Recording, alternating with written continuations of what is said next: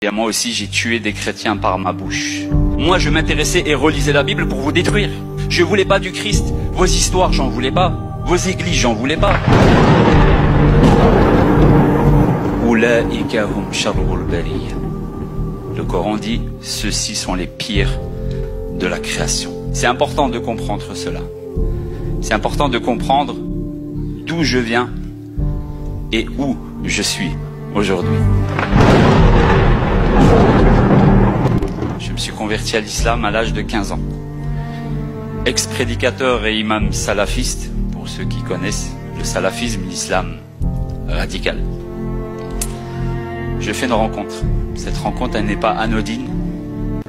C'est la rencontre du prince de la paix. C'est la rencontre du prince de la paix. Je me convertis à l'islam très très jeune. Je pars en Égypte à 18 ans et demi, presque 19 ans. Je me marie très très jeune. J'ai un enfant très très jeune. Je perds pas de temps. Et je postule à l'université islamique de Médine, fil Jami'at al-Islamiyya bil Madinati an-Nabawiyya. L'université islamique de Médine est l'université la plus connue, reconnue à l'international dans les sciences islamiques. C'est le summum. C'est la ville dans laquelle supposément Mohammed est enterré. Les musulmans rêvent d'aller à la Mecque. Les musulmans rêvent d'aller à Médine. Moi, j'y habite. Dieu me donne cette faveur pour qu'aujourd'hui, je puisse me tenir devant vous et vous dire ce qu'il en est véritablement. Je fais mes études. J'ai un niveau d'arabe accru. Et je finis par devenir Hafid al-Qur'an, qui signifie littéralement quelqu'un ayant mémorisé totalement le Coran. Donc je suis un Coran sur pattes. Inch'Allah, je deviendrai une Bible sur pattes. J'ai eu comme voisin un homme dénommé Suleiman Ar-Ruhaili, Cheikh, le savant, l'éminent, qui est très très connu dans les réseaux sociaux, très très connu au Moyen-Orient. Eh bien, c'était mon voisin. Je me suis abreuvé de lui pendant moult années, pendant des années et des années et des années. Il y a un système chez les musulmans, et qui existe également un peu dans toutes les communautés, c'est d'apprendre directement auprès des connaisseurs. Demandez aux gens de science si vous ne savez pas. C'est sommité que les musulmans eux-mêmes n'ont même pas la prétention de pouvoir s'asseoir un jour devant eux. Bien moi, c'est mes voisins. Je finis par devenir prédicateur. Prédicateur vers l'islam, vers le salafisme, vers un islam pur et puritain, ce que moi je nomme al-islam al-haqiqi, l'islam véritable, n'en déplaise à ceux qui ne sont pas d'accord. Car un détail très très important qu'il faut que vous sachiez, c'est que j'ai étudié la Bible durant toutes ces années pour islamiser les chrétiens. Donc j'avais un niveau biblique dans l'islam pour convertir les chrétiens à l'islam. Il m'est arrivé en 2014 de faire une réunion. Une réunion à Jeddah, donc dans une ville à plus ou moins 100 km de la Mecque, qui réunissait 2 fois, 3 fois, 4 fois plus de personnes que vous. La majorité des travailleurs américains, des Philippines et d'autres pays, uniquement pour les islamiser. Et je vous assure, des centaines de conversions à l'islam en un claquement de doigts.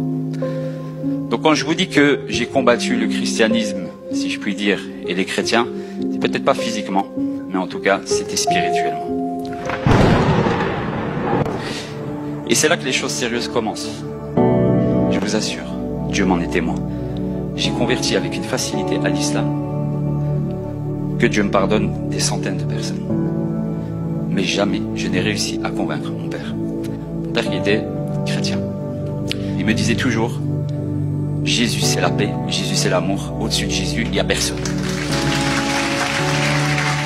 Il a eu un cancer du cerveau. Je vous assure qu'il était impossible pour moi de le convertir. À partir de là, je lis mon livre, j'insiste, même si c'est pas moi l'auteur direct, pour moi c'est mon livre.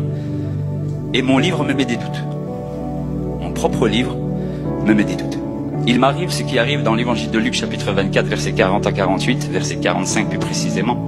Le Seigneur leur ouvre et leur intelligence spirituelle afin qu'ils comprennent les Écritures. n'y a aucune divergence. L'histoire prouve que Jésus est mort. Les croyants et le comportement des premiers apôtres prouvent également qu'il est ressuscité. Donc qui dit résurrection dit forcément mort. Ça va de soi. Et l'islam dit non, il n'est ni mort ni tué 6 siècles après. Ok, d'accord, le nom. On remet en cause un fait, le nom. Il n'y a aucun nom. Et quand vous rentrez dans ce livre, on ne sait pas si c'est Judas, on ne sait pas si c'est Pierre, on ne sait pas si c'est un tel. Et le Coran se permet de dire, et ceux qui ont divergé sont dans un doute évident. Mais c'est toi qui es dans le doute au fait. Parce que tous les chrétiens savent que Jésus est mort et ressuscité. Et donc là, j'ai commencé à me poser des questions. Je me suis dit, ouh là là là là, le sujet de la crucifixion, de la croix, il cache quelque chose. Et ce verset de la Bible que je connaissais par cœur retentissait dans ma tête. La parole de la croix est pour ceux qui périssent une folie. C'est un truc de fou. Vous vous imaginez Dieu, quand tu es dans l'islam, tu vois Dieu comme étant Al-Mutakabbir, l'orgueilleux. Mais là, Dieu devient humble. Or, l'humilité naît de l'amour. Et Dieu est amour. Vous savez, nous, des fois, quand on a de l'argent et autres, on a des comportements qui sont bien, mais qui ne sont pas à la hauteur. Tu as de l'argent, limite, tu dis à quelqu'un, tiens, prends l'argent, va lui donner à lui. Tu veux quoi? Tu mets ta carte, etc. Le Seigneur, lui, il s'est mis dans la condition de ceux qui étaient pauvres. Et c'est un truc de fou. C'est dur à accepter. Toi, tu es là, tu dis Allahu Akbar. Allah est le plus grand. Allah est le Mutakabbir. Il est l'orgueilleux. Tu te dis, non, il va pas se mettre dans un être humain, manger, boire, et si ça. Ben si, il va le faire. Et mais pourquoi il va le faire? Par amour. Uniquement par amour. Et donc pendant 8 mois, je pleure à chaudes larmes. Et je dis, Ya Allah, oh Dieu, si tu vois que je vais devenir chrétien, en plus, le pire c'est qu'il le voyait en plus. Hein? Là maintenant je m'adresse à lui, tu le voyais en plus. Hein? Comme quoi il répond à nos prières, si sa volonté est faite. Heureusement, parce que je lui demandais, tue-moi, prends-moi ma vie maintenant si tu sens que je vais devenir chrétien. Je voulais pas du Christ, vos histoires j'en voulais pas, vos églises j'en voulais pas. Moi je m'intéressais et relisais la Bible pour vous détruire. Et quand j'avais des doutes, pour moi c'est parce que ça vient de Satan, ça vient de Shaitan, c'est des wasawi, c'est des suggestions du diable. Je me disais non, cette histoire-là de Bible, il n'y a pas de souci. Je mets ça de côté. Et là je commence à cheminer, je prie, je ne ressens plus rien dans mes prières. Et vous savez ce qui m'est arrivé une fois? Un jour, je me lève pour faire la prière, d'accord? Allahu Akbar. Je récite le Notre Père en arabe. Au lieu de commencer par Al-Fatiha, la première sourate du Coran, Alhamdulillahi Rabbil Alamin, je dis Abana alladhi fis samawat, notre Père qui est aux cieux.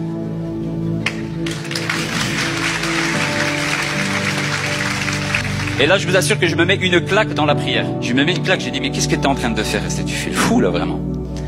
Et là, je sens vraiment que je suis perturbé. Je suis vraiment perturbé. Et je passe des mois comme ça. Mais j'ouvrais plus le Coran. J'arrivais plus. Je sentais une lourdeur spirituelle. Et à un moment donné, j'ai dit au Seigneur, je suis dépité. Je suis dépité. Ma prière musulmane ne me fait plus rien. Je sens que l'islam n'est plus la vérité. Mais je veux pas, moi, de ce Jésus, cette histoire d'Isaac, etc. Mais malgré tout, il y a quelque chose qui me dit dans mon cœur, parce que je connais la Bible et le Saint-Esprit commence à toquer, à frapper à la porte. Tout ce que vous demanderez en mon nom, Jean 14, Jean 15, je le ferai. Je dis non Seigneur, moi je fais pas ces trucs de shirk, d'association. Prière au nom de Jésus. Jésus c'est un homme, moi je prie pas des hommes. Moi vos histoires d'évangéliques qui tombent à terre et tout ça, je les connaissais déjà à l'époque. Aujourd'hui on est ensemble, mais à l'époque c'était pas le cas. Hein? Mais voilà, à l'époque je disais ben oui c'est des trucs de Satan, c'est normal. Alors que chez les musulmans c'est pire. Mais bon bref. Et donc je sors, je vous assure, je suis dépité. Je vous assure, vous pouvez même pas imaginer le vide. Et il y a cette parole de mon Père, toujours, qui revient. Toujours.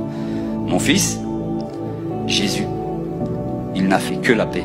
Il a vécu parfaitement. Il est mort et ressuscité pour nous. Et là je me disais, mais vas-y arrête toi aussi tu parles maintenant. J'ai compris que c'est le Saint-Esprit qui me rappelait ces paroles. Parce que la Bible dit, il vous rappellera en parlant du Christ tout ce que je vous ai enseigné. Et donc, c'est la première fois que je prie, et il y a un truc qui me dit, mais vas-y, ajoute au nom de Jésus, lâche-toi. Non. Et je vous assure que là, je dis, allez, j'ai rien à perdre. Au pire, je deviens mécréant et je redeviens après. Enfin voilà, tu vois, Dieu pardonne. Malgré que j'avais plus de conviction en l'islam. Et là, je demande, je dis, Seigneur, là, j'ai besoin. là maintenant, il faut que tu m'expliques, il faut que tu me donnes quelque chose entre toi et moi, que maintenant je peux vous dire à vous. Un truc, ouais ok je suis d'accord, la crucifixion elle existait, le Coran il est faux, Jésus il est sans péché même dans l'islam, etc. C'est vrai il est extraordinaire, c'est lui qui revient, pourquoi c'est pas un autre, etc. C'est lui qui va juger les vivants et les morts, donc il va juger Mohammed avec. Donc celui qui juge n'est pas comme celui qui est jugé, donc il est supérieur. Je le savais. Et à la fin je dis, au nom, Bismi Yassoua al-Mesih al-Nasiri, au nom de Jésus-Christ de Nazareth, je vous assure. Je vous ai dit je suis pas comme ça. Je sens une chaleur, une puissance, quelque chose qui m'accable. Mais vous voyez, quand quelqu'un vous étouffe, normalement, t'as envie de le frapper, quoi. Mais là, ça m'étouffait, mais on dirait que ça étouffait le mal qu'il y avait en moi. Je me sentais libéré dans l'étouffement. Ah oui, je vous ai dit, la croix, c'est une folie, on l'a dit. Et là, je me sens bien, et quand je sens, au bout de 30, 40 secondes, que ça commence à me quitter, je parle tout seul, je dis non, non, non, non, non. Non, où tu vas, vas-y, reste, quoi. Ouais. Et donc là, instantanément quand ça part, mes genoux tombent à terre. Et là, ce verset qui est toujours dans ma tête, et je demande au Seigneur que même avec Alzheimer, j'espère ne pas l'avoir, il ne parte pas, car tout genou fléchira. Dans les cieux et sur la terre, au nom de Jésus-Christ. Car tout genou fléchira. Dans les cieux et sur la terre, au nom de Jésus-Christ.